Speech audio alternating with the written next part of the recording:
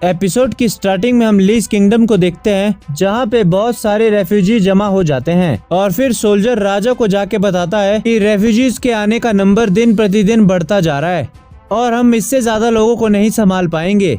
राजा कहता है कि सबको आने दो। उसके बाद हम एक बंदे को देखते हैं जिसे लेडी मोनार्क ने पनिशमेंट दी होती है, जिसके बाद वो उसे बताती है कि प्लान शुरू हो चुका है और हम 10 दिनों के अंदर सभी लोगों को खत्म कर देंगे, लेकिन हमारे कुछ साथियों को किसी ने मार दिया है और वो उसे इसके बारे में पता करने के लिए भेजती है। जिसके बाद वो लेडी मोनार्क से अपना हार्ट मांगता है और अपने असली रूप में ट्रांसफॉर्म हो जाता है। वो सेकंड ग्रेड लाइटिंग क्रॉट ड्रैगन वोल्टे कामुई होता है और वो कहता है कि ये काम मुझ पे छोड़ दो, लेकिन क्या काम खत्म होने के बाद मुझे एक किस मिलेगी। और मोनार्क उसे पंच कर देती है और कहती है कि तुम अभी तक नहीं सुधरे। वोल्टे कामुई कहता है कि मुझे तुम्हें परेशान करना अच्छा लगता है और अगर मैं जाने में थोड़ा लेट हो भी गया तो कोई फर्क नहीं पड़ता, तुम जानती हो ना मैं कौन हूँ। उसके बाद वो वहाँ से लाइटनिंग की स्पीड से चला जाता है। फिर हम रैग्ना के फ्यूचर सेल्फ को देखते हैं जिसे लेडी मोनार्क और उसके साथियों ने हरा दिया था और वो वहाँ पे उसे मारने का डिसाइड करते हैं। और रैग्ना भी हार मान चुका था और मरना चाहता था, लेकिन वोल्टे कामुई कहता है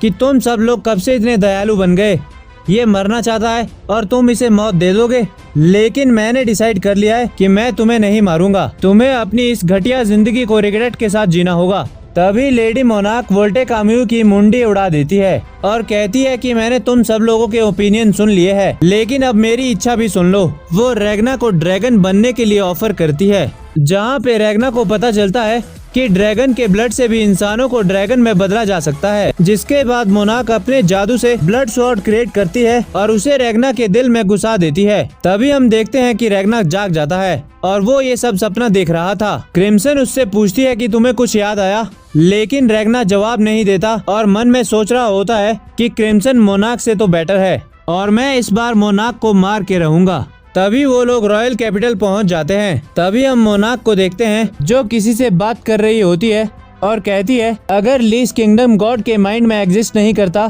तो ये मेरा फर्ज बनता है कि मैं उसे खत्म कर दूं। और अपने मरे हुए ड्रैगन्स के बारे में सोचकर रोने लगती है और कहती है कि मैं लीज किंगडम को खत्म करके तुम सब लोगों को श्रद्धांजलि दूंगी। फिर हम उन तीनों को देखते हैं जहाँ पे स्लाइम रॉयल सिटी आके बहुत एक्साइटेड होता है। दूसरी तरफ रैग्ना की तबीयत खराब हो जाती है क्योंकि उसे ज्यादा लोगों के बीच कंफर्टेबल फील नहीं होता। फिर क्रिम्सन उन्हें बताती है कि अब उन्हें ओल्ड डिस्ट्रिक्ट पहुंचना है और अब से तुम दोनों मुझे वेरोनिका बुलाओगे। और वो ये भी बताती है कि अब वो प्लान को शुरू करने जा रही है और 2 घंटे में वापस आ जाएगी। जिसके बाद वो वहाँ से चली जाती है। जाते हुए क्रिम्सन देखती है कि कंट्री में लगभग 2 मिलियन से ज्यादा रेफ्यूजी इकट्ठे हो चुके हैं, लेकिन इन लोगों के पास और जगह कहाँ से है। अगर वो इतने लोगों में से कुछ को गायब भी करते हैं तो किसी को पता नहीं चलेगा। फिर हम बोर्गियस और नेबुलम को देखते हैं जहाँ पे बोर्गियस पूछता है कि लेडी मोनार्क कहाँ है। नेबुलम कहता है कि वो सिटी में लोगों को जांचने गई है और बोर्गियस उसके ऊपर गुस्सा हो जाता है और कहता है कि तुम्हें लेडी मोनार्क के साथ इसलिए नहीं रखा है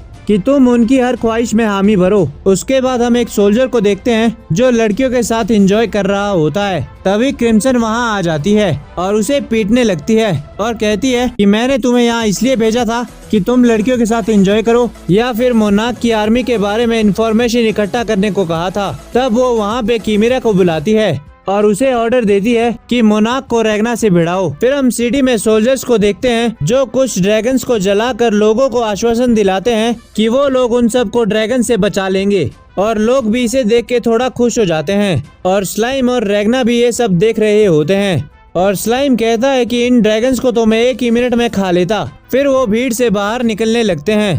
तभी वहाँ रैग्ना को मोनार्क दिखाई देती है और उसे याद आता है कि क्रिम्सन ने कहा था कि अगर उसे मोनार्क दिखे तो वो उससे अकेले फाइट नहीं करेगा। और तभी मोनार्क रैग्ना के पास आती है और उससे कहती है कि क्या तुम ठीक हो, तुम बीमार लग रहे हो। और यहीं पे ये एपिसोड खत्म हो जाता है।